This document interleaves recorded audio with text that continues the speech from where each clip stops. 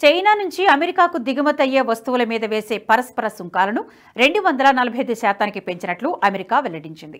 ఆ చర్యతో America China దేశాల మధ్య ఘర్షణ మరింత ముదిరింది.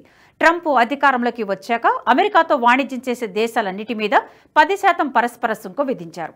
అమెరికా ఎగుమతి చేసే వస్తువులకు ఎక్కువ సుంకాలు వసూలు చేస్తున్న దేశాలు అమెరికాకు ఎగుమతి చేసే వస్తువులకు మాత్రం తక్కువ సుంకాలు కడుతున్నాయని, దీనివల్ల అమెరికా ఆర్థిక వ్యవస్థ నష్టపోతుందని ట్రంప్ మొదటి నుంచి వాదిస్తున్నారు. తాను అధికారంలోకి వస్తే ఆ పరిస్థితిని మారుస్తానంటూ ఎన్నికల ప్రచార సమయంలోనే ప్రకటించారు. ఇప్పుడు అధికారంలోకి వచ్చిన తర్వాత తన ప్రణాళికను అమలు చేయడానికి ప్రయత్నించారు. అందులో భాగంగా తమతో వాణిజ్యం చేసే ప్రతి దేశం మీద సుంకాలు విధించారు. ఆ పరిస్థితిని గమనించిన ప్రపంచ దేశాలు అమెరికాతో చర్చలు మొదలుపెట్టాయి. దీంతో పరస్పర సుంకాలను ట్రంప్ ప్రభుత్వం 3 నెలల పాటు వాయిదా వేసింది. చర్చలు జరిగి ఓ నిర్ణయానికి వచ్చేటంత వరకు 10% అదనపు సుంకాన్ని విధించారు. నిజానికి ఈ 10% కూడా కొత్తగా వచ్చిందేమీ కాదు. ట్రంప్ రెండోసారి అధికారంలోకి వచ్చాక తమ దేశానికి ఎగుమతులు చేసుకునే ప్రతి దేశం మీద కనీసం 10% సుంకం విధించారు. అమెరికాతో వాణిజ్య లోటు ఎక్కువగా ఉన్న దేశాలకు ఆ లోటును బట్టి సుంకం స్థాయిని పెంచారు.